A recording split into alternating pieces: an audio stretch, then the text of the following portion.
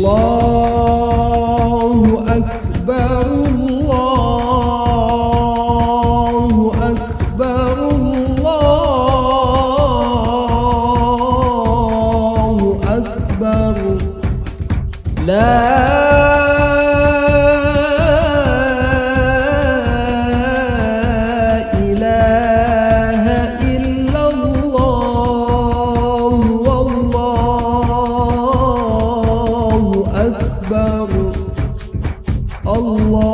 Allahu Akbar walillahil hamd. Allahu Akbar, Allahu Akbar, Allahu Akbar. La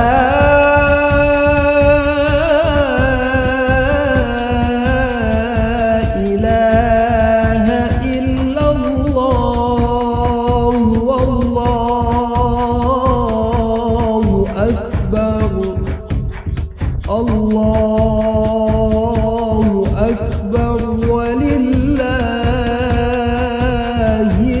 hamd. Hadirin salat Idul Adha yang dimuliakan Allah Subhanahu wa taala. Hari ini kaum muslimin merayakan hari raya Idul Adha sambil mengumandangkan takbir, memuji Allah Subhanahu wa taala, mengagungkan kebesaran Allah Subhanahu wa taala. Sedari pagi kita sudah berangkat meninggalkan rumah kita untuk berangkat melaksanakan salat Idul Adha di masjid. Ada yang melaksanakan salat Idul Adha di musalla, ada yang melaksanakan salat Idul Adha di lapangan, bahkan ada yang melaksanakan salat Idul Adha di rumah masing-masing karena kondisi pandemi yang masih terus terjadi hingga saat ini. Saat ini kita masih merayakan Idul Adha kita dengan tidak normal. Karena sampai hari ini musibah dan ujian COVID-19 masih belum berlalu dari muka bumi ini. Disinilah kemudian kita menghadirkan pelajaran berharga yang diwariskan oleh Nabi Ibrahim alaihissalam untuk kita senantiasa menghadirkan kesabaran ketika menghadapi musibah dan ujian Allah Subhanahu wa taala. Bukankah Allah Subhanahu wa taala di dalam Al-Qur'an memerintahkan kita fasbir kama sabar ulul azmi minar rusul, bersabarlah kalian sebagaimana sabar yang telah dilakukan oleh ulul azmi dari rasul-rasul Allah Subhanahu wa taala. Nabi Ibrahim alaihissalam adalah salah satu nabi yang dipilih oleh Allah Subhanahu wa taala mendapatkan gelar ulul azmi karena kesabarannya. Beliau sanggup menghadirkan rasa sabar di tengah ujian. Beliau sanggup menghadirkan rasa sabar di tengah musibah. Beliau sanggup menghadirkan rasa sabar di tengah goncangan demi goncangan kehidupan dunia. Bukankah kehidupan dunia ini tidak selamanya bahagia? Ada kalanya nanti kita juga pasti akan menderita. Tidak selamanya kehidupan dunia ini kita akan tersenyum dan tertawa. Ada kalanya kita meneteskan air mata. Tidak selamanya kehidupan di dunia ini kita akan terus hidup. Ada kalanya kita diuji dengan kematian. Tidak selamanya dunia ini akan makmur sejahtera. Ada kalanya kita kekurangan makanan, ada kalanya kita kekurangan minuman, bahkan ada kalanya Allah mengambil harta yang telah dititipkan kepada kita. Wala nabluwannakum bi syai'im minal khaufi wal ju' wa naqsim minal amwali wal anfusi wath thamarat wa basyiris sabirin. Allah Subhanahu wa taala berfirman, sungguh kami akan mendatangkan ujian kepada kalian.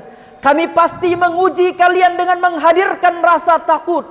Kami menguji kalian dengan menghadirkan rasa lapar. Kami menguji kalian dengan mengurangi jumlah harta kalian. Kami pasti akan menguji kalian dengan hilangnya nyawa dan jiwa-jiwa kalian. Kami juga akan menguji kalian dengan berkurangnya buah-buahan. Wabasyiris sabirin, dan berikanlah kabar gembira bagi mereka-mereka yang sabar. Tidak ada amal yang dapat kita lakukan di tengah pandemi Covid yang belum berakhir ini selain menghadirkan rasa sabar yang besar. Semakin kita bersabar, semakin Allah Ta'ala akan mengangkat derajat kita. Semakin kita bersabar, maka waktu-waktu di dalam ujian ini akan menjadikan dosa-dosa kita dihapuskan, dan Allah Subhanahu wa Ta'ala akan terus menambah kebaikan-kebaikan kita. Oleh karena itulah, marilah kita bersama-sama belajar dari apa yang diwariskan oleh Nabi Ibrahim alaihissalam. Ketika Nabi Ibrahim alaihissalam bahkan diuji oleh Allah Subhanahu wa Ta'ala. Allah Ta'ala berikan wahyu kepada Nabi Ibrahim untuk menyembelih anaknya. Ketika anaknya mulai tumbuh indah dipandang mata, Allah Subhanahu wa Ta'ala menguji cinta Nabi Ibrahim. Apakah Nabi Ibrahim lebih mencintai Allah daripada mencintai anaknya? Apakah Nabi Ibrahim lebih mencintai Allah atau Nabi Ibrahim lebih mencintai dunia? Sehingga Allah Ta'ala perintahkan Nabi Ibrahim untuk menyembelih anak yang indah dipandang mata, anak yang menjadi penyejuk jiwa Nabi Ibrahim. Sampai pada akhirnya Nabi Ibrahim memanggil anaknya, "Ya bunayya, inni ara fil manami anni azbahuk." Wahai anandaku yang tercinta, aku melihat di dalam mimpi Allah Ta'ala memerintahkan aku untuk menyembelihmu, wahai anakku. Lalu kemudian Nabi Ismail yang sudah terbentuk jiwanya, Nabi Ismail yang tumbuh dewasa, lalu kemudian akan disembelih oleh ayahnya, memberikan jawaban yang luar biasa kepada ayahnya Nabi Ibrahim alaihissalam. "Ya abatif alma tu'mar, satajiduni insya'allahu minas sabirin." Wahai ayahandaku yang tercinta, lakukanlah apa yang diperintahkan oleh Allah Subhanahu wa Ta'ala. InsyaAllah engkau akan mendapatiku sebagai orang yang sabar. Maka yang harus kita lakukan di tengah-tengah musibah yang belum berakhir, di tengah ujian yang terus bertubi-tubi menguji keimanan kita ini adalah menghadirkan rasa sabarnya Nabi Ibrahim dan Nabi Ismail. Momentum Idul Adha ini adalah untuk kita menghadirkan rasa sabar itu kembali di dalam menghadapi musibah dan ujian yang Allah datangkan untuk kita semua. Hadirin salat Idul Adha yang dimuliakan Allah Subhanahu wa Ta'ala, selain menghadirkan rasa sabar itu, tentu kita juga harus menghadirkan rasa tawakal kepada Allah Subhanahu wa Ta'ala. Karena sebaik-baik amal adalah berserah diri kepada Allah Subhanahu wa Ta'ala. Bukankah hidup dan mati kita ditentukan oleh Allah? Rizki kita di dalam genggaman Allah. Jagat raya dan alam semesta ini takdirnya ditentukan oleh Allah Subhanahu wa Ta'ala. Maka cara yang terbaik untuk kita menghadapi segala musibah yang sampai saat ini masih menjadi ujian bagi kita adalah bertawakal kepada Allah Subhanahu wa Ta'ala. Walillahi ghaibus samawati wal ard wa ilaihi yurja'ul amru kulluh fa'budhu wa tawakkal alaih wa ma rabbuka bighafilin amma ta'malun. Sesungguhnya Allah Subhanahu wa Ta'ala adalah pemilik rahasia langit dan bumi, dan hanya kepadanya dikembalikan segala urusan. Maka sembahlah Allah dan bertawakallah kepada Allah. Sesungguhnya Allah Subhanahu wa Ta'ala tidak pernah lengah dari apa yang dikerjakan oleh hamba-hambanya. Maka ketika kita sudah memaksimalkan ikhtiar, kita sudah menggunakan masker, kita sudah menjaga jarak, kita sudah membatasi ruang gerak kegiatan sehari-hari kita, lebih banyak kita melakukan kegiatan di rumah daripada di luar rumah. Tetapi ikhtiar tanpa tawakal adalah kesombongan. Tawakal tanpa ikhtiar adalah keputusasaan. Maka ketika kita telah memaksimalkan ikhtiar, hadirkan juga tawakal yang maksimal kepada Allah Subhanahu wa Ta'ala. Karena sesungguhnya hidup dan mati kita berada di tangan Allah. Nyawa kita berada dalam genggaman Allah. Sehat dan sakitnya kita berada di dalam takdir Allah. Maka cara terbaik orang-orang yang beriman adalah bertawakal kepada Allah Subhanahu wa Ta'ala. Innamal mu'minuna alladhina idza dzukirallahu wajilat qulubuhum wa idza tuliyat alaihim ayatuhu zadatuhum imana wa ala rabbihim yatawakkalun. Di antara ciri orang-orang yang beriman adalah apabila mereka mendengarkan nama Allah bergetar hatinya. Lalu apabila dibacakan kepada mereka ayat-ayat Allah bertambah imannya. Wa ala rabbihim yatawakkalun. Dan orang-orang yang beriman itu adalah orang yang menyerahkan diri dan hidupnya hanya kepada Allah Subhanahu wa Ta'ala. Hadirin salat Idul Adha yang dimuliakan Allah Subhanahu wa Ta'ala, Sudah 2 tahun berlalu pandemi ini masih terus terjadi, sehingga ibadah haji belum bisa dilaksanakan secara normal. Hanya orang-orang tertentu dengan jumlah tertentu saja yang dapat saat ini melaksanakan ibadah haji. Negara-negara Islam belum bisa mengirimkan jamaah untuk melaksanakan ibadah haji. Namun pandemi COVID-19 ini tidak dapat menghalangi kita untuk meraih kebaikan, untuk meraih pahala dari amal yang sebanding dengan ibadah haji. Dalam satu riwayat disebutkan, ada seorang ulama ahli hadis bernama Abdullah ibnu Mubarak, seorang ulama yang alim, seorang ulama yang zuhud, seorang ulama yang memiliki ilmu yang tinggi. Suatu hari beliau berangkat untuk melaksanakan ibadah haji. Lalu kemudian ketika malam harinya tiba, beliau bermimpi didatangi oleh 2 malaikat. Lalu 2 malaikat itu saling berdiskusi satu dengan yang lainnya. Satu malaikat bertanya kepada malaikat yang lainnya, tahukah engkau berapa banyak orang yang melaksanakan ibadah haji tahun ini? Lalu kemudian satu malaikat mengatakan jumlah mereka adalah 600.000 orang yang melaksanakan ibadah haji. Lalu malaikat yang satunya mengatakan dari 600.000 orang yang melaksanakan ibadah haji, tidak ada satupun dari orang yang melaksanakan ibadah haji itu diterima ibadah hajinya oleh Allah Ta'ala. Semua ibadah haji mereka ditolak di hadapan Allah Subhanahu wa Ta'ala, kecuali hanya 1 orang saja. Namun 1 orang itu tidak berangkat melaksanakan ibadah haji. Dia berada di negeri Damaskus. Dia adalah seorang tukang sol sepatu. Pemuda itu adalah pemuda yang bernama Sa'id ibnu Muhafah. Maka mendengarkan dialog malaikat itu, kemudian Abdullah ibnu Mubarak sang ulama melanjutkan mendengarkan dialog ulama itu. Hanya karena diterimanya oleh Allah Ta'ala ibadah hajinya orang yang tidak berangkat haji yang bernama Sa'id ibnu Muhafah, dia menjadi sebab Allah Ta'ala menerima amal ibadah haji 600.000 orang yang melaksanakan ibadah haji. Maka terperanjatlah sang ulama Abdullah ibnu Mubarak. Lalu kemudian selesai melaksanakan ibadah haji, dia pergi ke negeri Damaskus. Dia menyusuri dusun demi dusun. Dia mencari pemuda bernama Sa'id ibnu Muhafah dari desa ke desa. Sampai pada akhirnya bertemulah dia dengan seorang pemuda yang bernama Sa'id ibnu Muhafah. Dan Sa'id ibnu Muhafah itu adalah seorang tukang sol sepatu. Lalu sang ulama Abdullah ibnu Mubarak bertanya kepada pemuda itu, wahai pemuda, benarkah engkau yang bernama Sa'id ibnu Muhafah? Benar Tuan, saya menyampaikan salam dari malaikat Allah Subhanahu wa Ta'ala, bahwa di antara 600.000 orang yang melaksanakan ibadah haji, tidak ada satupun orang yang hajinya diterima oleh Allah Ta'ala selain engkau wahai Sa'id ibnu Muhafah. Maka mendengarkan ucapan itu, Sa'id ibnu Muhafah meneteskan air mata. Bagaimana bisa Tuan, saya diterima oleh Allah Ta'ala mendapatkan haji yang mabrur, padahal saya tidak berangkat haji wahai Tuan.